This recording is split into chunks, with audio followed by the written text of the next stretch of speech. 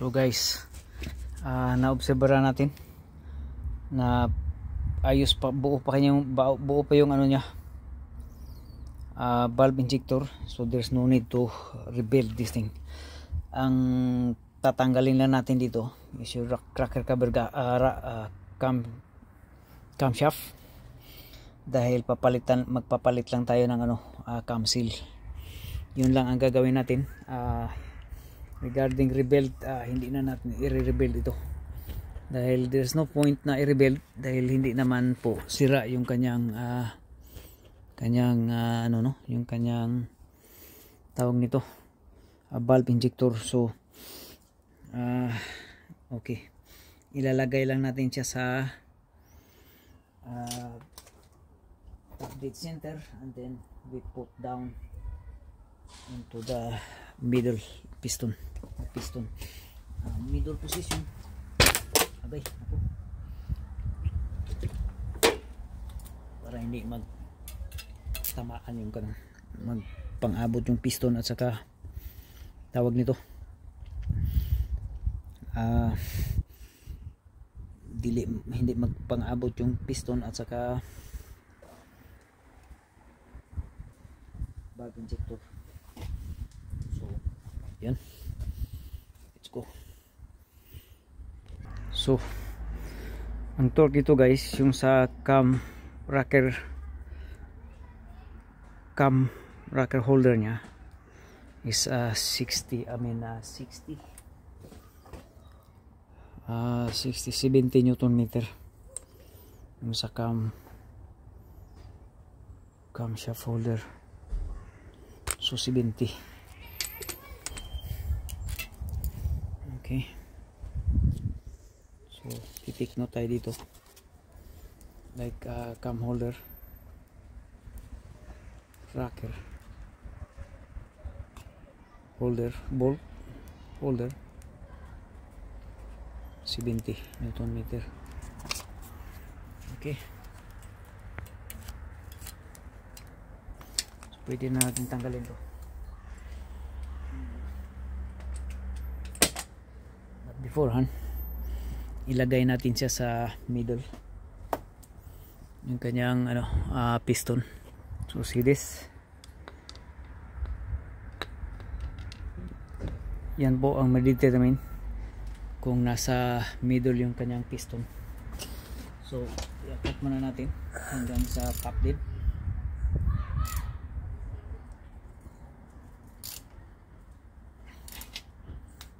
Again, lagay natin sa top dead.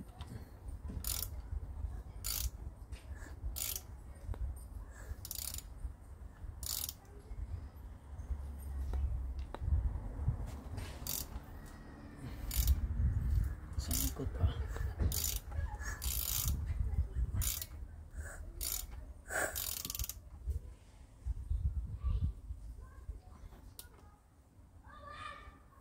Okay,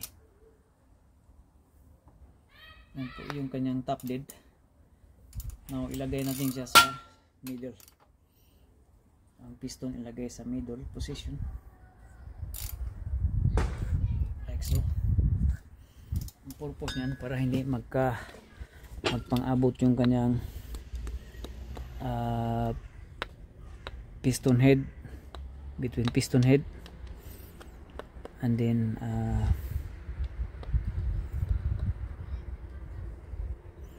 yung kanyang valve injector. So nasa middle na siya.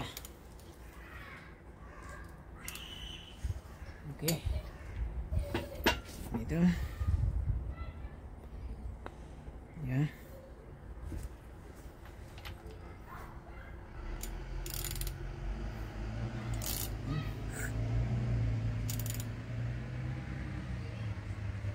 okay, that side nasa middle.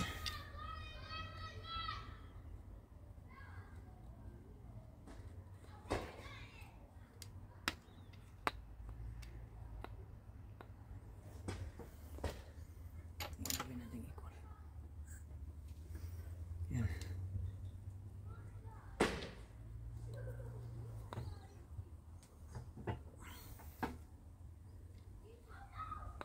Okay. Nasa middle na siya. And then, pwede na natin tanggalin yung kanyang cam cover. And beforehand, dito muna tayo mag-umpisa. Babanatan muna natin itong ano. Dito. Okay. Let's go.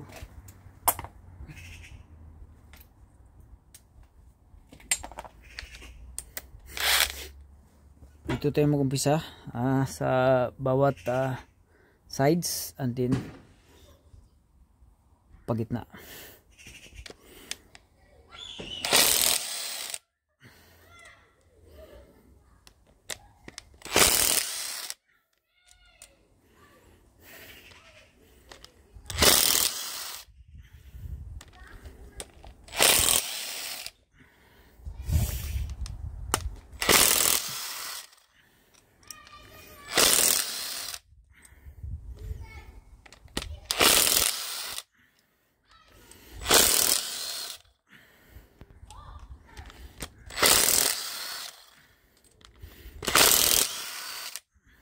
Okay, that's it.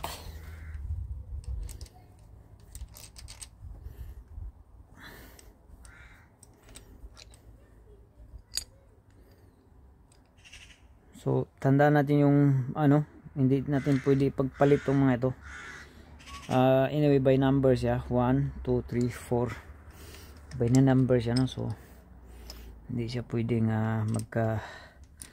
tawag nito, magka-interchange.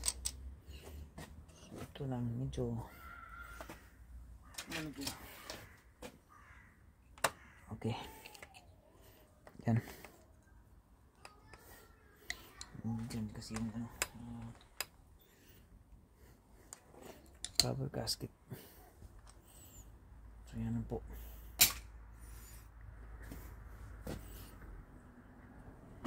Pwede nyo rin tanggalin muna yung ano,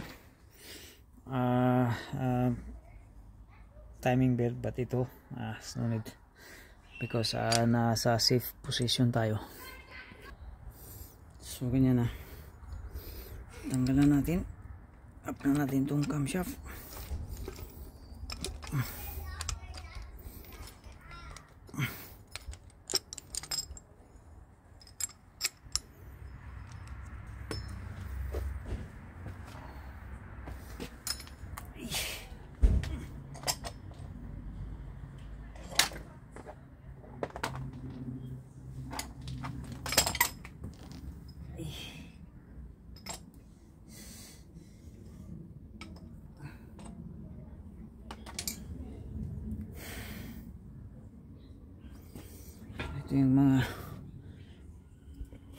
Ito yung kanyang ano guys,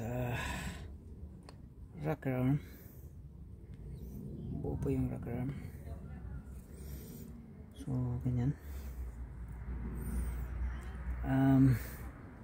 Hanggang dito lang muna tayo dahil o-order tayo ng cam seal, no? Cam seal.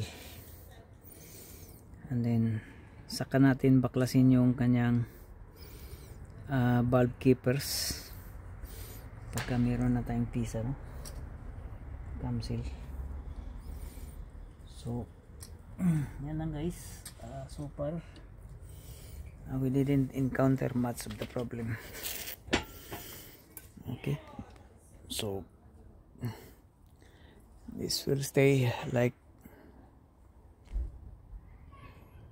okay.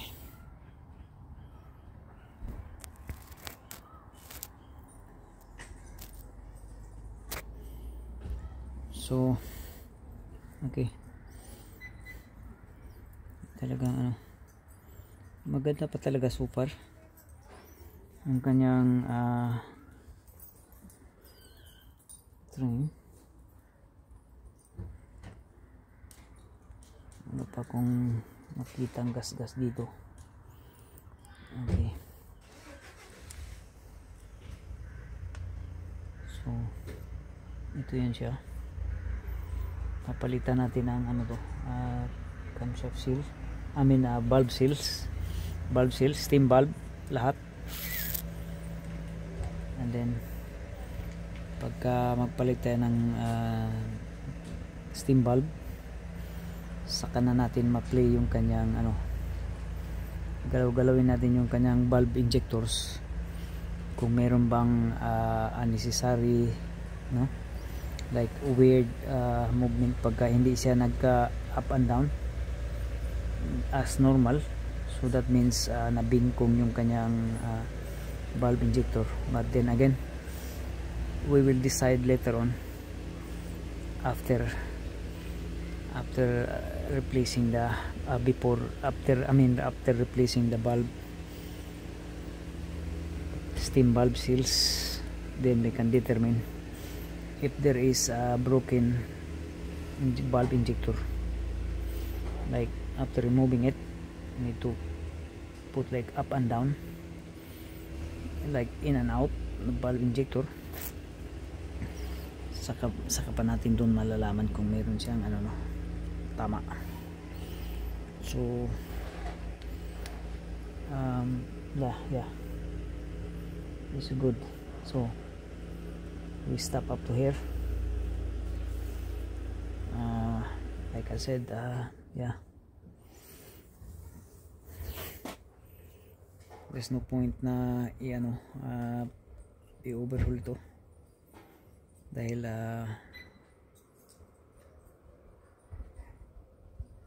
there's nothing happen to it, especially pagka nagkapang-abot yung kanyang piston at saka valve.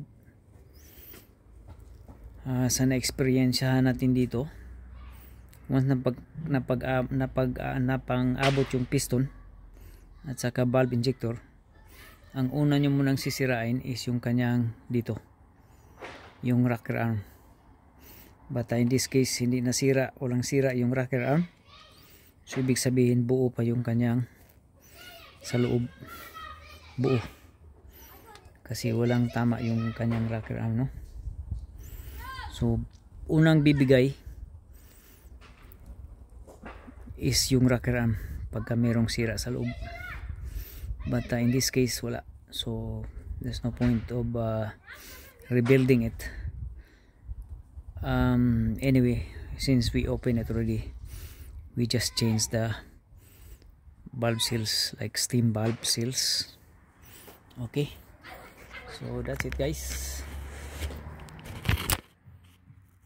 and this is the kind of oil suction pump, vacuum pump, oil vacuum pump, that one that will goes in here. See this here, that will goes in here.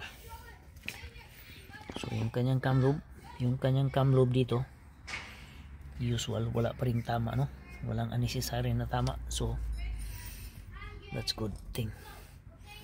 And once we put this one, we also replace the cam seal, otherwise it goes leaking again. Okay, so that's guys.